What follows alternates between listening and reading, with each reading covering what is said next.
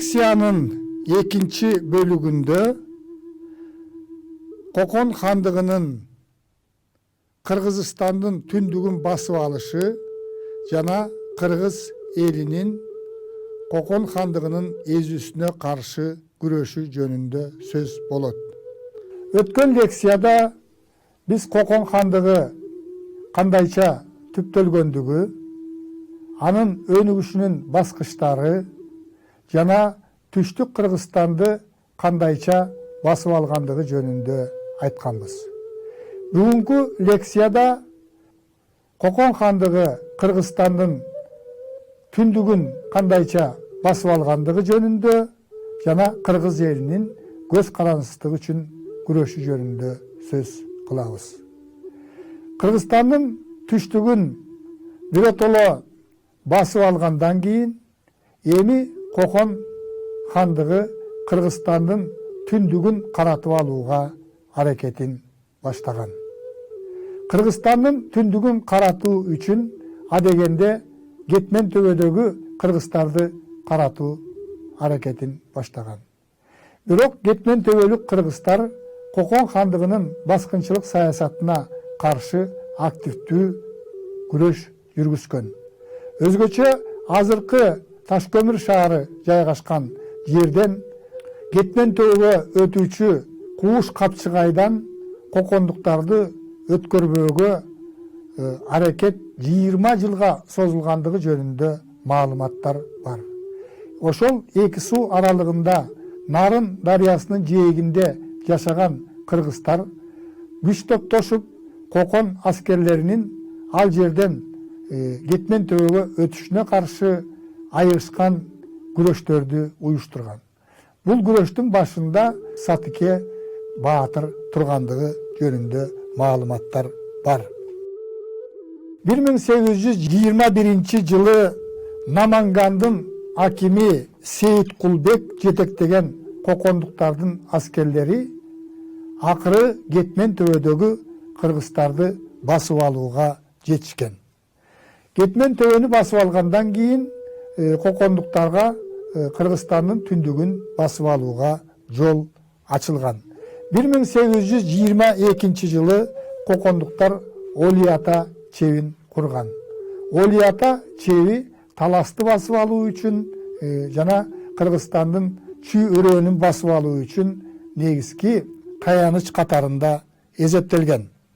Ушул учурда кыргыздар менен казактардын улуу жүзүнүн ортосунда карама-каршылыктар күчөп кеткен. Анысы аз келгенсип Чүй боорунда жашаган бир тууган Солто жана Сарбагыш урууларынын ортосунда карама-каршылык күчөп ынтымагы кеткен. Ушундай кырдаалды Кокондун өкүмдарлары билгичтик менен пайдаланып 1825 жылы Чүй өрөөнүн басып алып Бишкек чебин курушкан.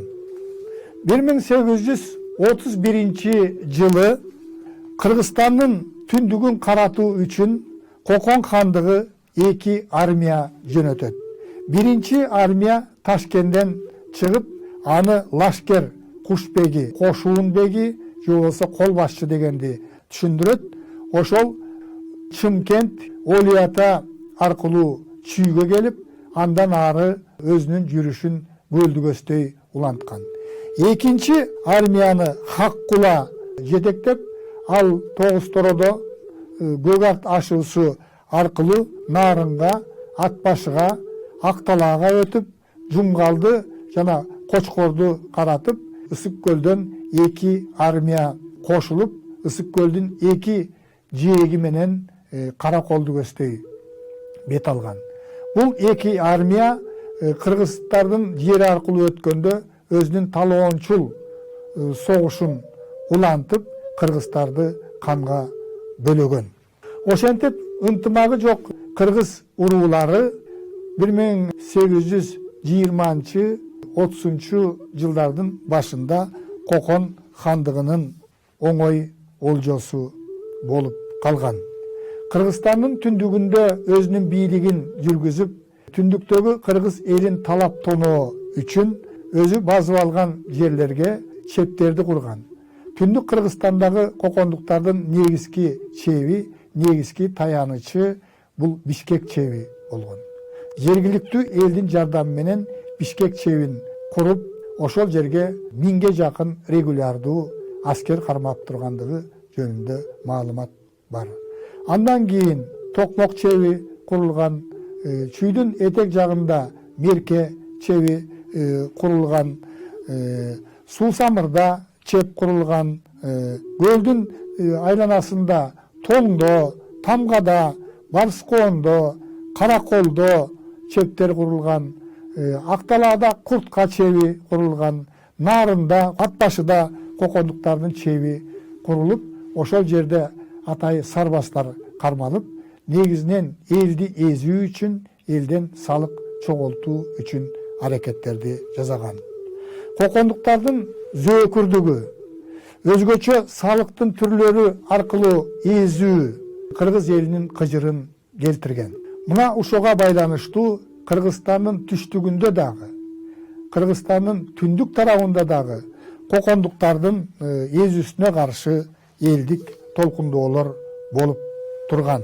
Өткөн лекцияда 18-кылымдын 60-жылдарында кокондуктардын басып алуусуна каршы Кубат би, Ажы би элдин башында тургандыгы жөнүндө айтканбыз. 1842-жылы Бухара хандыгы, Кокон хандыгын басып алып, аны жоюп жибергенде дагы Кыргыздын төбөлдөрү Кыпчактар менен биргелешип Кокон хандыгын кайра калыбына келтирген. Анын башында Ажыбек Датка Нүзүп бийлер тургандыгы жөнүндө тарыхта маалым. 1845-жылы алайлык кыргыздар көтөрүлүшкө чыгып, анын башында Айтылуу Алымбек Датка турган.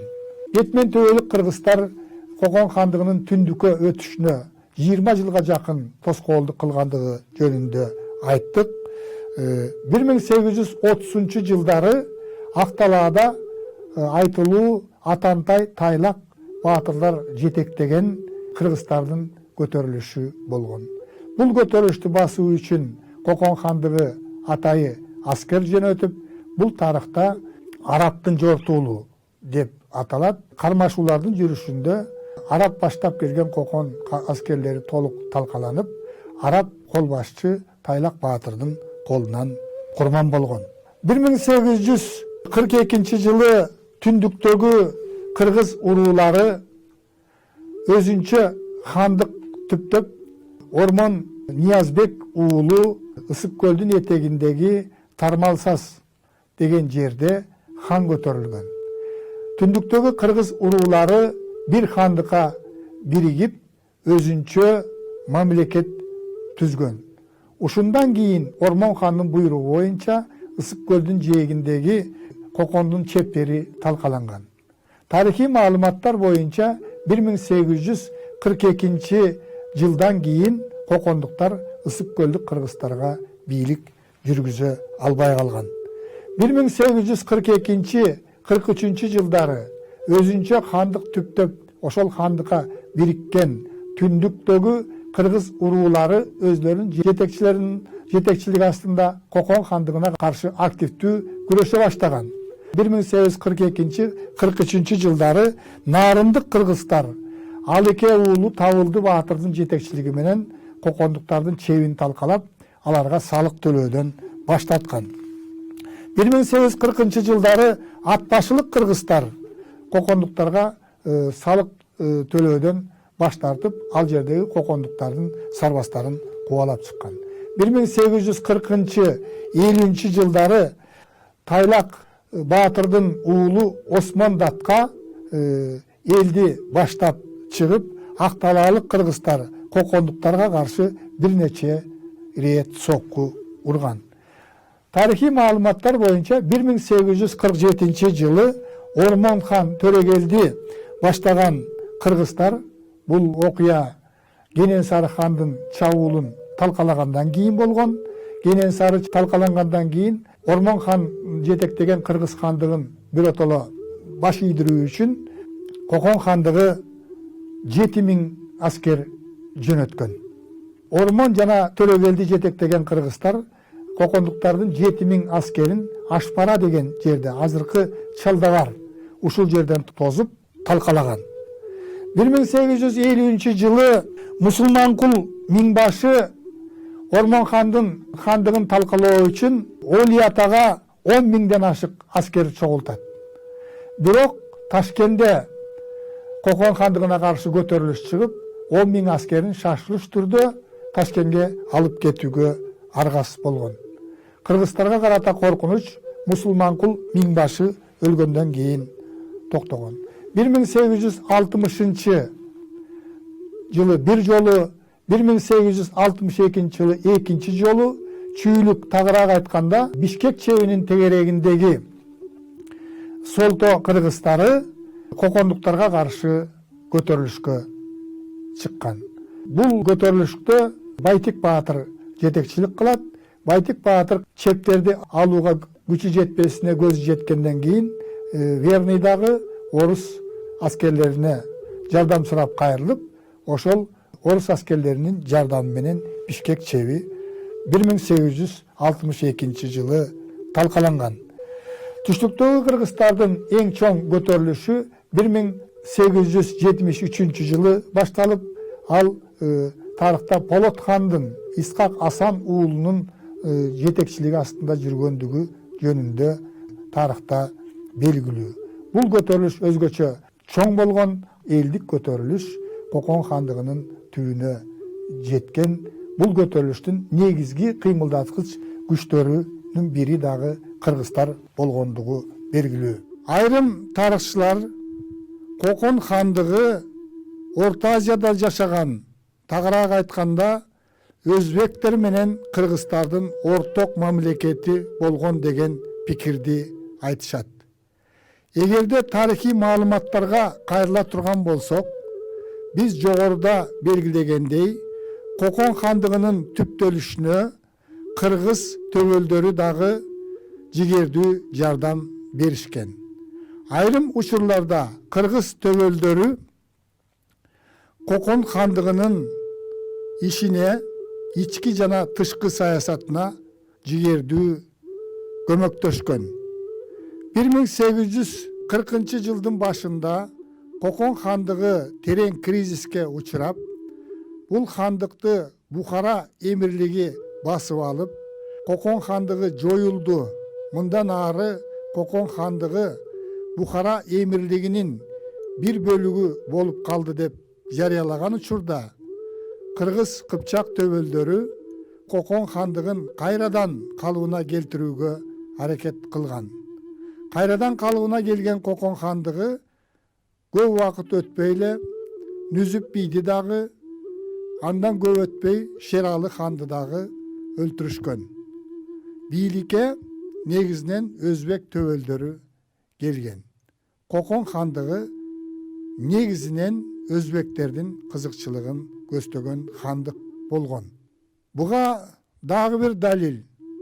Кыргызстандын түндүгүн Кененсары хан чапкан мезгилде Кокон хандыгынын кыргыздарга карата мамилеси ачык көрүнгөн.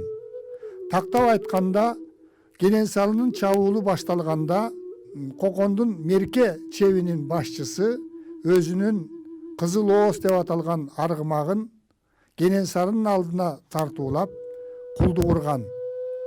Андан кийин Бишкек чебинин беги дагы Кененсарынын чабуулу күчөп аткан мезгилде элди коргоонун ордуна чептин дарбазаларын бекем бекинип жатып алган. Кокон хандыгы кыргыз элин эзүү аркылуу пайда табуу максатын гана көстөгөн. Ошондуктан Кокон хандыгы өзбектер менен кыргыздардын биргелешкен мамлекети болгон деген жобо туура эмес деп эсептесек болот. Жыйынтыктап айтканда, кыргыздар Кокон хандыгына баш ийгени менен Кокон хандыгынын эзүүсүнө, өзгөчө Кокон хандыгынын эзүүсү Кокондун акыркы ханы тарыхый маалыматтар боюнча 25 жылдан ашык Коконду мындай тыныгуулар менен жетектеген Кудаяр хандын мезгилинде өзгөчө күч алган. Анткени ушул мезгилде Кокон хандыгынын эзүүсү өзгөчө салыктар аркылуу эзүүсү өтө күчөп кеткен. Адамдын төрөлгөндүгүнө дагы салык алуу эрежеси киргизилген. Ал тургай талаадагы куурайды терип алгандык үчүн дагы кыргыздарга салык салуу күчөгөн. Кокон хандыгынын тарыхын изилдеген орустун окумуштуусу Кундун жазып калтырганы боюнча, Кокон хандыгынын тушунда бир гана дем алып аткан абага салык салынбай калды. Калганынын баардыгына тең салык салынып атат деп Кокондогу салык саясатынын өтө күчөп кеткендиги жөнүндө жазган. Ушуга байланыштуу кыргыз эли Кокон хандыгынын эзүүсүнө каршы күрөшүп келген.